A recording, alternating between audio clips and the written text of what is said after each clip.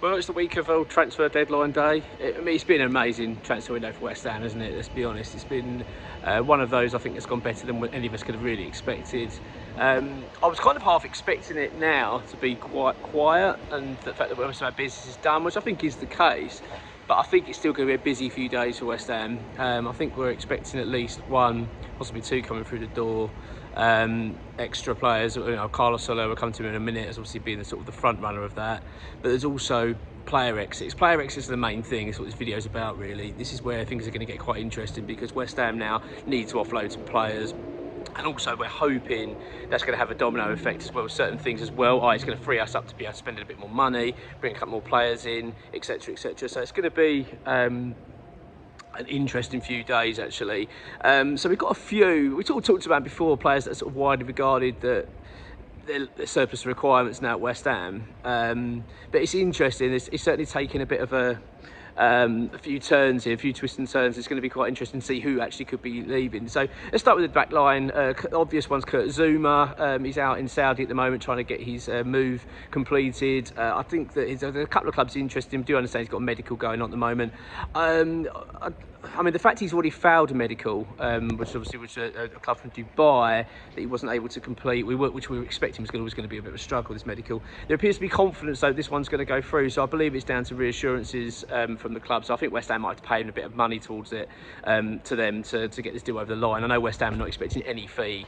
It's just basically due to his injuries, nothing to do with the player himself, in terms of attitude or anything like West Ham just want to get rid of him. It's just the fact that he just can't compete anymore at Premier League level with his injuries. So, and it's obviously evident that he's got issues because he couldn't even pass a medical a couple of weeks ago. So I think West Ham are accepting the fact that he's going to go for nothing, which is fine. I don't think it's a big issue for West Ham. I think we just want to just get it done, get him off the books now. He's obviously on a higher wage. I think he's on like 120 grand, something around that. So we just want to get that freed up. So it looks like, I think that's going to go through. I think there's a bit of confidence that will happen now. So hopefully Kurt Zuma, the deal will go through pretty soon and he'll be on his way. As I say, medical's taking place at the moment, so let's hope that we get some decent results out of that. I mean, well, not the medical. I doubt in the medical. I'm not confident of that one, but it's hopefully they just see, okay, well, West Ham will pay a bit of money towards it, a bit of compensation, and I don't know how long the deal is going to be. It's not going to be overly long, is it, for someone of his sort of age and injury record at the moment? So I don't know, but let's hope it goes through anyway, because that's one we need to get concluded. And there is talk as well, West Ham are looking to potentially terminate the contract of Zuma if it doesn't happen. So let's wait and see. But say there'll be no fee involved anyway. Just want to get him off the wage book now.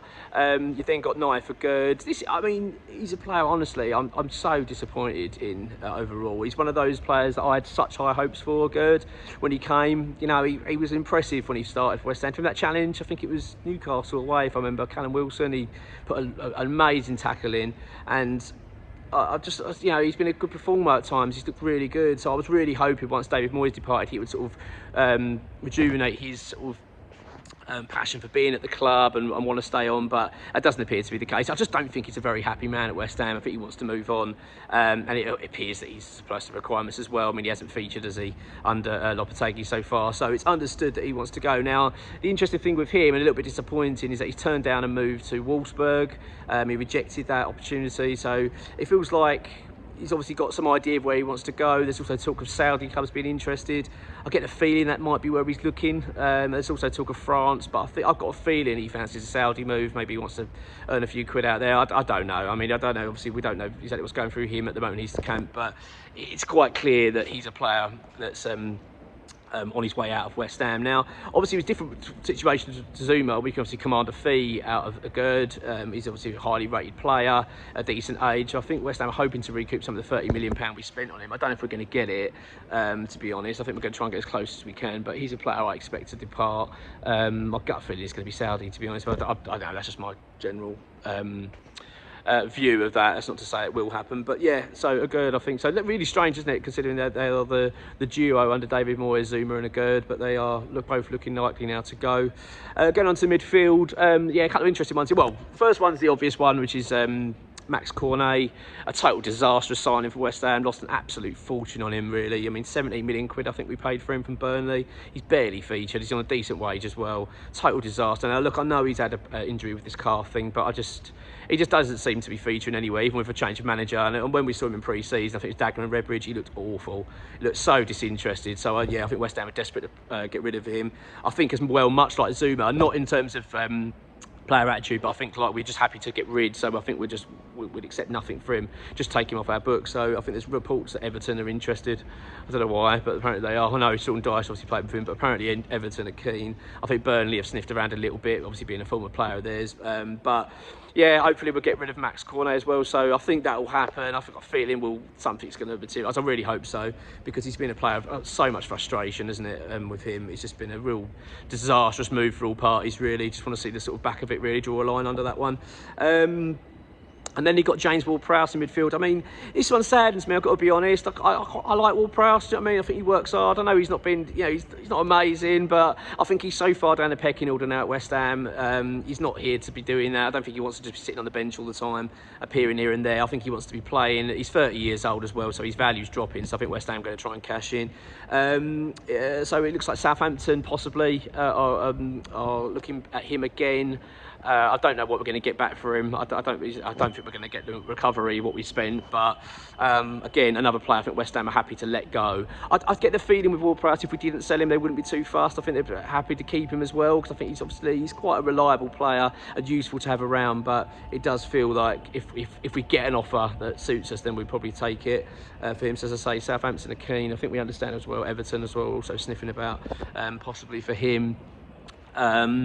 And then you've got Danny Ings up front, another player West Ham just want rid of now. He's again frustrating because Southampton made a move for him over the summer a few weeks ago, and he rejected a move back there. He's on a decent pay packet, and do you know what I mean? He's probably thinking this isn't a bad gig really, and but he's so far down the pecking order now. I'd struggle to see where he's going to fit in West Ham. He might play the odd game here, in cup games or something, but he's not going to be featuring much. So I think hopefully West Ham will be able to move him on. But I think there's well reports this morning that Leeds United are interested in Danny Ings. So that's going to be an interesting one. It looks like West Ham are going to be moving on a few players, I think, over the next couple of days. It's going to be interesting. And I think that's then going to have some sort of domino effect for West Ham, hopefully, that we can now then move for a couple of other players. Now, Carlos Soler is the one that's closest. Apparently, according to ex-WH employee, now the deal's done. It's all been wrapped up pretty much. It's just a case of we now just sort of finalise it. West Ham, it's loan with obligation, so West Ham still can do the deal, but I feel like there's a bit. West Ham would rather have players off the books first before we press the button on it. But even if we weren't to sell anyone, there's a feeling that it would happen anyway. So I'm expecting Carlos Soler to happen. Actually, I think that's going to be something that's going to happen before deadline day. Obviously, that's this Friday. On top of that, then we're also hoping there's going to be a sort of surprise signings, they reckon. Excel's called it like, West Ham are hoping for, again, this domino effect where some players are going to suddenly become available we're going to be able to move for. But it's all a little bit tight-lipped at the moment who that's going to be. I think Tammy Abraham was one that many have been reporting that West Ham are really close and the deal's getting on, but I don't think that's actually quite the case yet. I'm struggling to see how that would happen, really, because obviously with Mikel Antonio, you've got Fulkrug, of course, as well. You've got Jared Bowen who can play up front. Obviously, we've got Danny Ings still on the books at the moment. I just struggle to see where Tammy would fit in because he's going to be expensive as well, expensive signing, big wages. I just struggle to see where that was going to happen, to be honest. But yeah, I think it's one to keep an eye on. It's going to be an interesting week. It's been a great window so far, but I'm do you know what? I've got a feeling there's something up our sleeve and there's going to be quite an interesting end to this window. Come on, your minds.